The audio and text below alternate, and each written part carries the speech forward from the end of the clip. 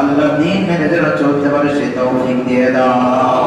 অসুস্থ রয়েছে মেহেরবানি করে তাকে শারীরিক মানসিক সুস্থতা দাও।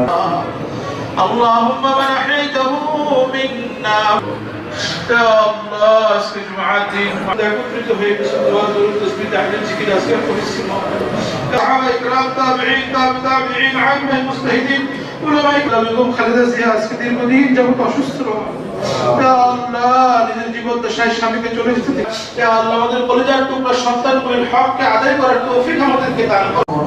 আল্লাহ মাফ করে দাও। আল্লাহ দিন মেনে যারা চলতে পারে সে তৌফিক দিয়ে দাও।